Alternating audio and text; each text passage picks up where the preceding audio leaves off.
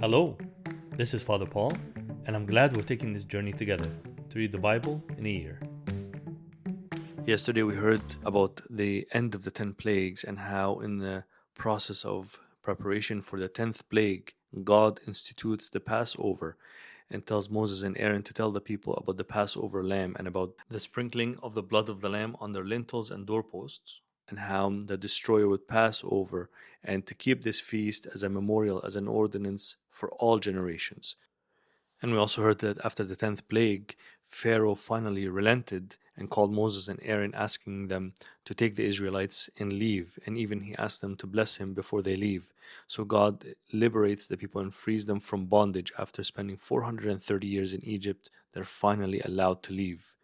Today we're going to hear about how after the Israelites leave, Pharaoh changes his mind and he tries to bring them back in, only to encounter God, and God stops him. And at the Red Sea, the Israelites miraculously pass through, and Pharaoh and his armies are destroyed. And this incident is celebrated every day in the midnight praises in the first canticle. Exodus 15 is the first canticle, and we commemorate how God freed the Israelites and destroyed Pharaoh and his armies. Alright, let's begin. Today's reading is from Exodus 13, 14, and 15. Chapter 13.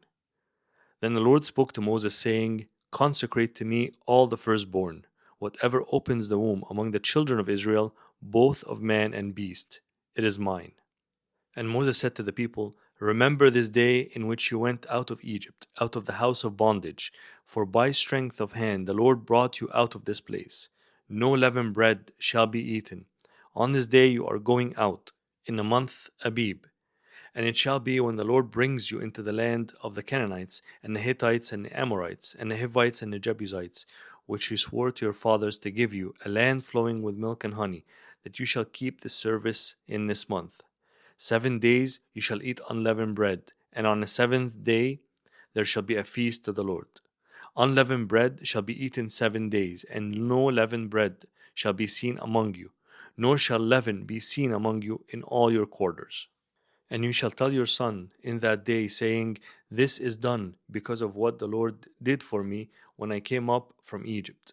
It shall be as a sign to you on your hand, and as a memorial between your eyes, that the Lord's law may be in your mouth. For with a strong hand the Lord has brought you out of Egypt. You shall therefore keep this ordinance in its season from year to year. And it shall be when the Lord brings you into the land of the Canaanites, as he swore to you and your fathers, and gives it to you, that you shall set apart to the Lord all that open the womb, that is, every firstborn that comes from an animal which you have, the males shall be the Lord's. But every firstborn of a donkey you shall redeem with a lamb, and if you will not redeem it, then you shall break its neck. And all the firstborn of man among your sons you shall redeem. So it shall be, when your son asks you in time to come, saying, What is this? That you shall say to him, By strength of hand the Lord brought us out of Egypt, out of the house of bondage. And it came to pass, when Pharaoh was stubborn about letting us go, that the Lord killed all the firstborn in the land of Egypt, both the firstborn of man and the firstborn of beast. Therefore I sacrifice to the Lord all males that open the womb, but all the firstborn of my sons I redeem. It shall be as a sign on your hand and as frontlets between your eyes, for by strength of hand the Lord brought us out of Egypt. Then it came to pass, when Pharaoh had let the people go, that God did not lead them by way of the land of the Philistines, although that was near. For God said, Lest perhaps the people change their minds when they see war and return to Egypt. So God led the people around by way of the wilderness of the Red Sea. And the children of Israel went up in orderly ranks out of the land of Egypt. And Moses took the bones of Joseph with him, for he had placed the children of Israel under solemn oath, saying, God will surely visit you, and you shall carry up my bones from here with you. So they took their journey from Sukkot and camped in Etam at the edge of the wilderness.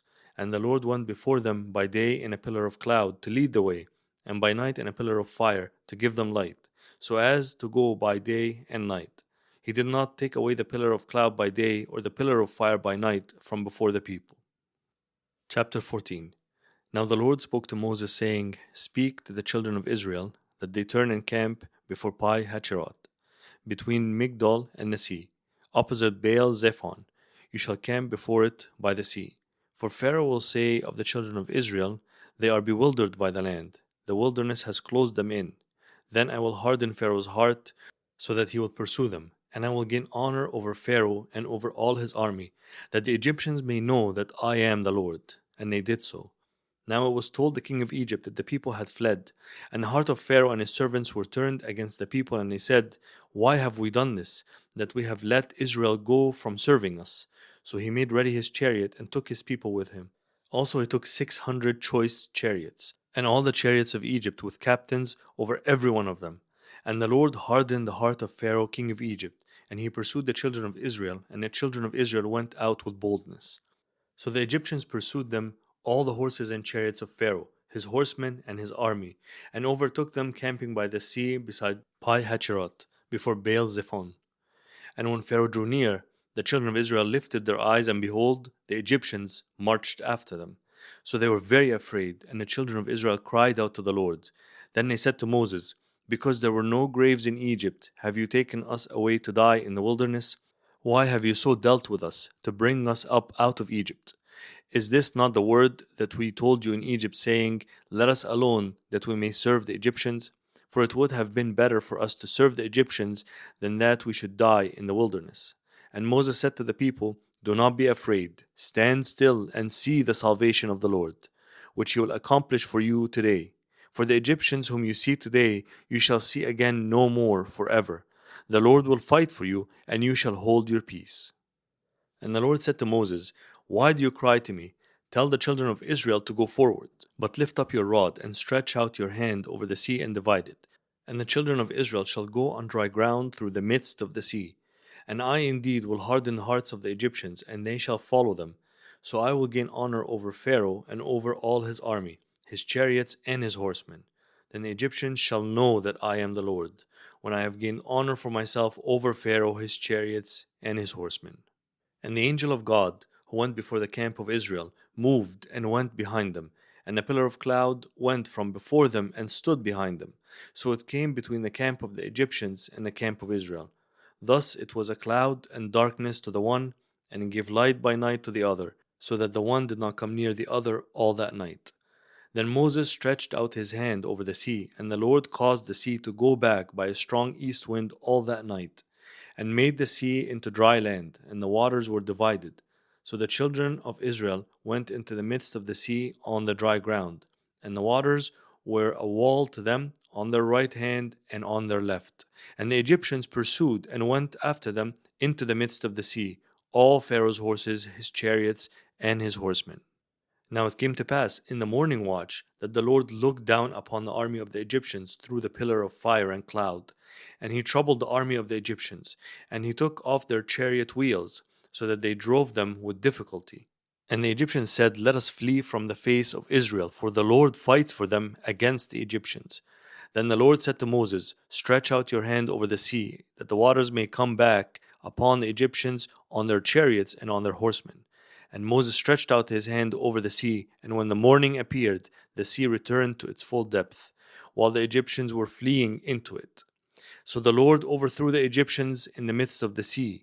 Then the waters returned and covered the chariots, the horsemen, and all the army of Pharaoh that came into the sea after them.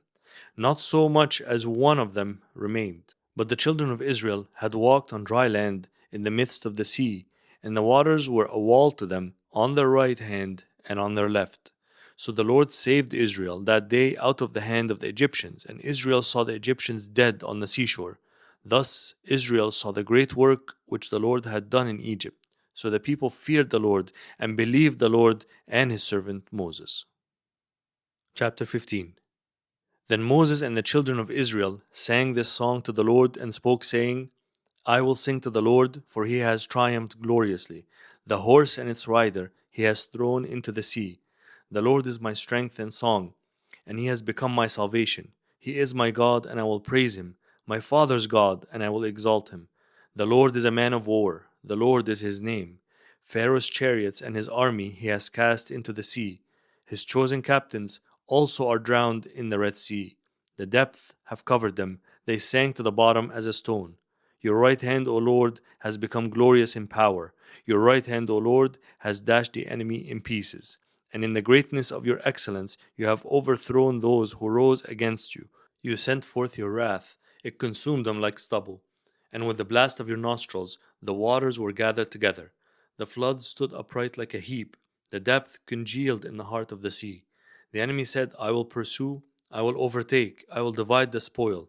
My desire shall be satisfied on them. I will draw my sword, my hand shall destroy them. You blew with your wind, the sea covered them. They sank like lead in the mighty waters.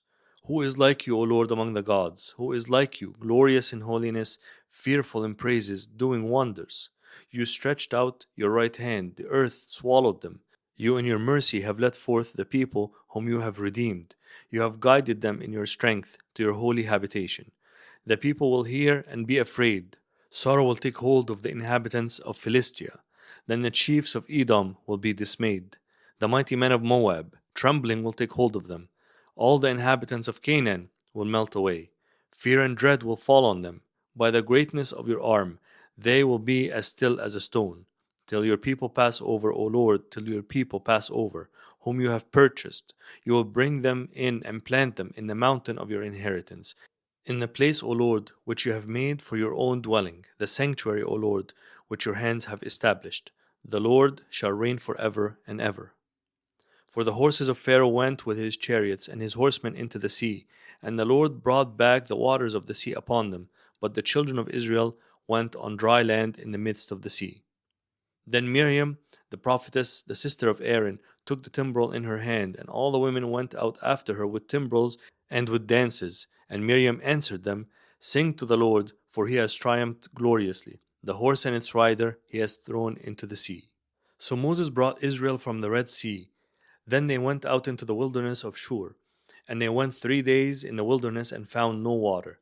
Now when they came to Marah, they could not drink the waters of Marah, for they were bitter. Therefore the name of it was called Marah. And the people complained against Moses, saying, What shall we drink? So he cried out to the Lord, and the Lord showed him a tree. When he cast it into the waters were made sweet.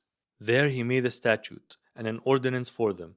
And there he tested them and said, If you diligently heed the voice of the Lord your God, and do what is right in his sight, give ear to his commandments and keep all his statutes, I will put none of the diseases on you which I have brought on the Egyptians, for I am the Lord who heals you. Then they came to Elim, where there were 12 wells of water and 70 palm trees. So they camped there by the waters.